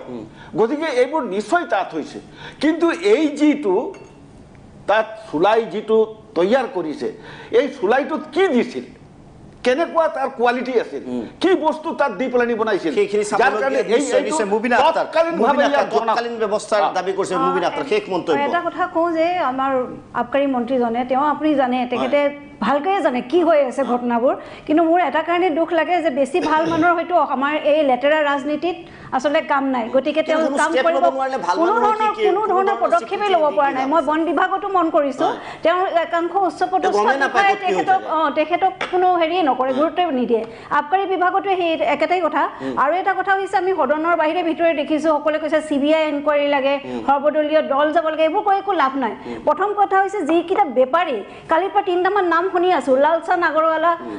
কোনোবা গুপ্তা ব্ৰাদাৰ্ছ সেইকেইটা কিয় এৰেষ্ট কৰিব পৰা নাই এতিয়ালৈকে আৰু অজিত দে কোৱাৰ দৰে যে যিটো মহলদাৰ লবিয়ে এসময়ত অসম চৰকাৰ এখনৰ পতন ঘটাইছিল মই ভাবোঁ this is also' A strong equally strong লবি গতিকে তেওঁলোকৰ গাত হাত দিবলৈ ভয় কৰিছে গতিকে সেইটোৰ পৰা আচলতে মুক্ত হ'ব লাগিব আৰু উই ৱান্ট টু চি ৰিজাল্টছ প্ৰথম কথা হৈছে যোৰহাট আৰু গোলাঘাটৰ যিকেইজন উপায়ুক্ত আছে তেওঁলোকে খুব কিছুমান মানে হেৰি কৰিছে তেওঁলোকৰ যিটো লেকিং সেইখিনিৰ কাৰণে আজি এনেকুৱা অৱস্থা হ'ব পালে গতিকে তেওঁলোকক হ্ৰস্বমাটি আৰু দীৰ্ঘমাটি পৰিকল্পনা ল'ব লাগিব হ্ৰস্বমাটি পৰিকল্পনা চুলাই মদটো একেবাৰে বন্ধ কৰিব লাগিব তাত কাৰণে লালিগুৰ বন্ধ কৰিব লাগে কি ইউৰিয়া বন্ধ কৰিব লাগে যি বন্ধ কৰিব লাগে চৰকাৰে বন্ধ কৰিব লাগিব দীৰ্ঘম্যাদী পৰিকল্পনাত যাতে বাগিচাসমূহত শিক্ষাৰ পোহৰ পৰে আৰু যদি শিক্ষা ল'বলৈ ইচ্ছুক নহয় তেওঁলোকক বাধ্য কৰাব লাগিব বিভিন্ন ধৰণে তেওঁলোকক বাধ্য কৰাব লাগিব যিবিলাকৰ ল'ৰা ছোৱালীয়ে আপোনাৰ শিক্ষা ল'বলৈ নিবিচাৰে তেওঁলোকৰ দীৰ্ঘম্যাদী পৰিকল্পনা ভূঞা ডাঙৰীয়া আপোনাৰ ওচৰত আহিব বিচাৰিছোঁ শেষ মন্তব্য হিচাপে শেষ মন্তব্য মানে আমাৰ অনুষ্ঠানত যোৰহাটৰ পৰা যিসকল ব্যক্তিয়ে অংশগ্ৰহণ কৰিলে তেখেতসকলৰ নিজৰ অভিজ্ঞতাৰ পৰা আৰু তেওঁলোকৰ চাক্ষুষ অভিজ্ঞতাৰ পৰা তেওঁলোকে যিখিনি ক'লে সেইখিনি কথা আমাৰ কাৰণে আটাইতকৈ প্ৰয়োজনীয় কাৰণ তেখেতসকলৰ কথা বতৰাৰ মাজেদি ওলাই আহিলে ছবিখন যে কি পৰ্যায়লৈকে দুৰ্নীতি গৈছে দুৰ্নীতি কিমান শিপাইছে চৰকাৰে দাবী কৰি থাকে যে দুৰ্নীতি বিৰোধী অভিযানৰ কথা অনবৰত কৈ থাকে আজিকালি অৱশ্যে ক'বলৈ তেওঁলোকে লাজ পোৱা হৈছে আৰু সেই দুৰ্নীতিৰ যিটো পৰ্যায়লৈ গতি কৰিছে এটা কথা আৰু দ্বিতীয়তে এইখন চৰকাৰে ৰাজহ বেছি বৃদ্ধি পোৱা বুলি তেওঁলোকে সফলতা দাবী কৰিছে মই এটা সৰু তথ্য দিছোঁ যে কংগ্ৰেছৰ 15 বছৰত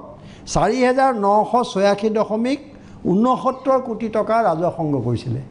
আৰু এইখন চৰকাৰে 3টা বছৰত 3,177 প্ৰায় সমানেই 4,000 কোটি টকাৰ সমানেই ৰাজহ সংগ্ৰহ কৰিছে এইটো তেওঁলোকে দপদপাই আছে কিন্তু এইটো আমাৰ প্ৰশ্ন হ'ব নাগৰিকক যে বিষ খুৱাই মানুহক হত্যা কৰি সংগ্ৰহ কৰা ৰাজহক আমাক লাগে নে নালাগে বা সেই ৰাজহ অসমৰ ৰাইজে বিচাৰিছে নাই যে যি ৰাজহ সংগ্ৰহ কৰিবৰ কাৰণে শ মানুহক মৃত্যুৰ মুখলৈ ঠেলি দিয়া হৈছে গতিকে কেৱল শ্লোগান এই চৰকাৰ পৰিৱৰ্তনৰ কথা কেৱল শ্লোগান আজি যিগৰাকী মন্ত্ৰীয়ে বিধানসভাত বিবৃতি দিলে তাত একো নতুনত্ব নাই একো গতিশীলতাৰ কথা নাই একো তাত ব্যৱস্থাৰ বিৰোধী আজি তাৰ ডেপুটি কমিশ্যনাৰ তাৰ SP আবকাৰী বিষয়াসকল কোনজনৰ বিৰুদ্ধে শাস্তিমূলক ব্যৱস্থা লোৱা হৈছে কাৰ দোষী সাব্যস্ত কৰা হৈছে এই কথাবোৰ সেই আমাৰ ইয়াত অংশগ্ৰহণ কৰা ব্যক্তিসকলে ভালকৈ দেখুৱাই দিছে গতিকে এটা নেক্সাছ ক্ৰিমিনেলৰ লগত ব্যুৰ'ক্ৰেটৰ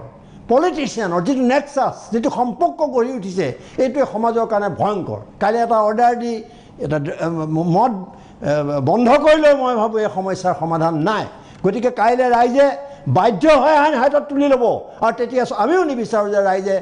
আইন হাতত তুলি লওক কিন্তু এনেধৰণেৰে যদি মানুহক হত্যা কৰা হয় আৰু এনেধৰণে মানুহক যদি অৱজ্ঞা কৰা হয়, এনেধৰণে চুলাই মদৰ প্ৰচলন, মই প্ৰথমেই কৈছিলোঁ যে সকলোৱে জানে চুলাই মদ কি ধৰণে তাত প্ৰস্তুত হৈছে, কি ধৰণে স্পিৰিট দিয়া হৈছে, কেনেদৰে বিয়ে মিহলোৱা হৈছে, এই কথা সকলোৱে জানে। নাজানে কেৱল তাৰ ডেপুটি কমিশ্যনাৰে, নাজানে কেৱল তাৰ SP-য়ে, নাজানে কেৱল আবকাৰী বিভাগৰ বিষয়াই। যিজন বিষয়াৰ কথা এতিয়া ক'লে পৰাগ চেতিয়া, 16 বছৰ আছে তাত, তাৰ বিৰুদ্ধে কিয় ব্যৱস্থা ল'ব নাই? আজি পৰিমল শুক্লাবৈদ্যই সেই ব্যৱস্থা কিয় লোৱা নাই? আজি তাত তেওঁ কেনেকৈ 16 বছৰ থাকিবলৈ পাইছে? গতিকে এই নেক্সাছটো প্ৰমাণিত হৈছে আৰু এই চৰকাৰৰ ব্যৰ্থতা তেওঁলোকে মানি লোৱা ভাল, আৰু তেওঁলোকে দুৰ্নীতিৰ বিৰুদ্ধে কথা বৰ বেছি নকয় ভাল। নিশ্চয় ধন্যবাদ জ্ঞাপন কৰিছোঁ আটাইকেইগৰাকী অতিথিক। শেষত এটা কথা নিশ্চিতভাৱে ক'ব লাগিব যে স্মাৰ্টফোনৰ ব্যৱস্থা কৰা হৈছে, চাউল দিয়া হৈছে, কিন্তু মই আকৌ কৈছোঁ মৃতদেহে কেতিয়াও স্মাৰ্টফোন ব্যৱহাৰ কৰিব নোৱাৰে। আৰু এই যদি পৰিস্থিতি থাকে তেনেহ'লে স্মাৰ্টফোন ব্যৱহাৰ কৰা মানুহ তাত নাথাকিব, সামগ্ৰিক ব্যৱস্থা ল'ব লাগিব। আৰু শেষত এটা উদাহৰণ ক'ব লাগিব, 1956 চন, এই উদাহৰণটো দিলে হয়তো আজিৰ প্ৰজন্মই হাঁহিব। 1956 চন 150 জন মানুহৰ মৃত্যু হৈছিল আৰু ৰেলমন্ত্ৰী লাল বাহাদুৰ শাস্ত্ৰীয়ে তেতিয়া পদত্যাগ দিছিল। কিন্তু আজি ইমান মানুহৰ মৃত্যু হৈছে কেৱল এটা সৰু ষ্টেটমেণ্ট দি আমাৰ আবকাৰী বিভাগৰ মন্ত্ৰীয়ে দায় সাৰিছে। আৰু যিটো দেখা গৈছে যে ভাল মানুহ বুলি কোৱা হৈছে, কোনো এটা ষ্টেপ ল'ব নোৱাৰাকৈ তেওঁ সম্পূৰ্ণৰূপে ব্যৰ্থ হৈছে। কেৱল ফাইলত চহী কৰিবলৈ মন্ত্ৰী আমাক নালাগে, অসমক নালাগে। আমি ডেফিনেটলি মই দীপক শৰ্মাই দা বাৰ্ণিং টপিকৰ পৰা বিদায় লৈছোঁ। পুনৰবাৰ কৈছোঁ, অসমৰ ৰাইজে সিদ্ধান্ত ল'ব উন্নয়ন কিমান হৈছে, ৰেভিনিউ কেনেকৈ আহিছে, মন্ত্ৰীয়ে কি কাম কৰি আছে, দুৰ্নীতি কিমান কমিছে। মই নকওঁ, নিজে সিদ্ধান্ত ল'ব। ধন্যবাদ।